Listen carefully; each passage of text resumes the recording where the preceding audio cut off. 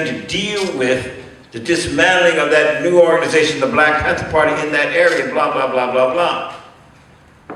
And it was George Sams who took a gun and threatened everybody in the place and started calling this Alex Rackley some kind of agent. These other brothers and sisters didn't know what was going on. I'm just saying, and then after he goes out and kills Alex Rackley, actually he got Kimbrough to fire the gun, and he got Jelani McLuhan to shoot the other gun. Shoot the gun, shoot and kill the man. According to the court trial, I mean, you have to be in the court trial. I finally got the whole damn transcript. Eric, I got the transcript. If you want a copy of it, you can get it. But I remember they repressed it, that transcript. But I got the whole file. I'm just saying, these guys homed in on us so terribly. It was a crime shame with the infiltrators and others, the crap that they put in. I got, what was it, one of the early days? They went and stole these guns. I mean, I sent Landon Williams over into Nevada. Those are the days he could go to, he says, Chairman, we can get more guns in Nevada and we can buy them legally across the counter. Remember, our guns were always legal. We did not deal in illegal guns of one kind or another. Never.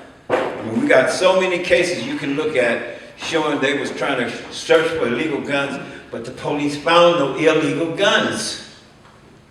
But I mean, they took these guns, and the provocateur agent in the organization, we didn't know at the time, he gets 6 Black Panther Party members in 2 cars and talks them into going to liberate some money, as the phrase was put, to rob a bar in the middle of the day, 1:30, 2 o'clock, and around the corner the police are waiting on them, riding 4D, ride gear, etc., in 2-3 cars. And they come out of the place, robbing the place for $100 or so. I'm chairman of the party. I don't need a $100 robbery. I'm bringing in $10,000, $12,000 a month. All the money goes to the party, just from speaking fees at colleges and lectures. We don't need this. And they come out, and the next thing you know, the police come around the corner, they jump in the car. It's a high-speed chase all across town. 3 of them get caught, and 3 of them get away. Then we find out that this one guy and his cousin was the one who talked the other Panthers to go and get the guns where they were stashed. I told Landon to stash them in the ceiling in that apartment you got down there. Because he bought 22 9mm Astros, and they were legal weapons you could purchase, and a couple of carbines and some shotguns, and just stashed the weapons. Because by this time we'd gotten to a policy, we don't want party members walking around with guns, because you got too many of them, things happen. You know what I mean? So my point is, to the point that when I kick all these guys out of the Black Panther Party, the ones in jail, except for Robert Bay, he fooled around and got back in the party. He begged to get back in. But my point is, I kick all these guys out of the party. A week later, after they're out of jail or some bail out or something, 4 of them are riding in front of national headquarters. These are the ones I kicked out of the party, pointing rifles at the front. They called me up. My brother John Seale and I, we got down and says, what? They were pointing guns at them? Wow, God. And said, yeah, we took cover. And I said, okay, from now. So we got Rory Heath, and I forget his name, he's in Berkeley, he just died. They had been trained by military personnel, Landon Williams and other, they were ex-military personnel. My point is they learned how to shoot, to be safe with guns, and they were officers of the day. And they were told that if anybody come by here again pointing guns at us, you have to defend yourself. You have to defend yourself. And that cousin of the provocateur agent did come by, and pull his gun out, talking about what he was going to do to Rory Heath, and like professionals after they'd gotten trained. Randy was coming across the street with a barbecue plate thing from a barbecue place for lunch. and Rory Heath in front of the office. They were double officers of the day. And this guy pulled his gun out. He's down here in front of the process shop. Next time you niggas do blah, blah, and pointing his gun, and the next thing you know, Randy and Rory Heath shot this guy 3 times. Boom, boom, boom, boom, boom, and killed him. Killed the man right then and there. So one of them went underground. Come back 10 years later, went straight to the Berkeley Police Department, told them what happened that day. Chairman Bobby had given us directives to defend ourselves. They pulled the gun. They investigated and never charged him with anything and let him go because it was an act of self-defense. Based on some provocateur agents running by and trying, and it's all connected with the COINTELPRO operation of them, you know, trying to cause dissension and causing dissension in the Black Panther Party. I mean, I got story after story, not exactly the same, of all kinds of dissension that the FBI, the counterintelligence program, right on up to Fred Hampton getting killed and murdered, etc., the infiltration there, etc., all the stuff that went down in Los Angeles, and all the shootouts and situations where young black men defended themselves. Some of them died, some of them went to prison. We got political prisoners right here in California. I mean, and it goes back to the counterintelligence program of the FBI, working with the police departments.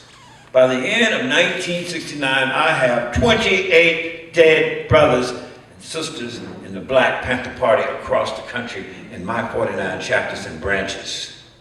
By the end of 1969. And what stopped all these shootouts?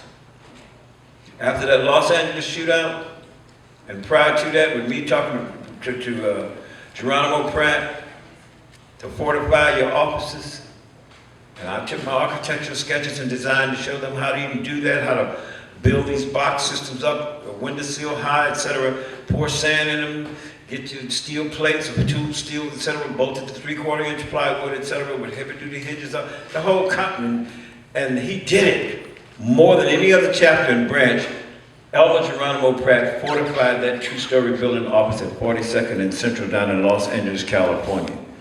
And when those SWAT team people came down there, surrounding that place, 360, firing at 7 a.m. in the morning, waking up the Panthers upstairs. They hit the hooks, fortified the place, got down, etc., and they survived because it went into a standoff, stop shooting, going back shooting, etc. 11:30 a.m. news, 4 or 5 blocks away on the top of the roof. There's a news reporter from a news station, and he is focused in on the surrender sign, the surrender flag that had been out there since 8 o'clock that morning. And the reporter says the Black Panthers have been trying to surrender since early this morning, and the police have literally ignored it. They keep blasting and blasting. This was police FBI terror to try to shoot, kill, and murder us. Now, this is what, 2-3 days after Fred Hampton and Mark Clarkman had been killed in Chicago with a pre-dawn raid, etc., and so on. Going to the land, shooting at bed level in the bedroom specifically that Fred Hampton was in. And if you get a chance to look at the film, Murder of Black Panther, the murder of Fred Hampton, this wall to his bedroom and this wall to his bedroom, all the bullets are at bed level. Repression, even repression of our media, our Black Panther Party newspaper, what we wound up, Emory explained to me, we wound up with 400,000 circulation in the Black Panther Party newspaper, shipping them on airlines, and the freight yards, etc., and blah, blah, blah, and the freight hangars. At one point, the police, you know what they did? They start soaking down. We have a pallet of newspapers. I mean, if you're sending 20,000 newspapers to Chicago, another 20,000 to New York, another 10,000 here, and so on, etc.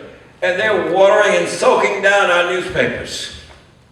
But that ain't stopping nothing for me, because it's just a part of organizing. I say, all right, Emory, I'm going to put you on a plane. I says, instead of making one set of negatives and we print all the papers here, we're going to coordinate with all these chapters and branches around the country to get the same kind of press, and they can have the same negatives, and we'll print papers all across the country. We'll pick them up by our truck, etc., and we'll be armed. And if they want to come take our papers from us, we'll defend ourselves and defend our First Amendment right to have a newspaper. I mean, this is the way we did it, and we still got our Black Panther Party newspaper out. The United Airlines come talk about you need to pay us. We say sue us, take us to court. We want you to take us to court on this one. And of course they didn't do that. But anyway, that'll give you a sense of that level of oppression, the murder, the killing. I mean, the FBI are there directly involved in the murder and the killing of us Black Panther Party members, including John Huggins and Bunchy Carter, right there in UCLA.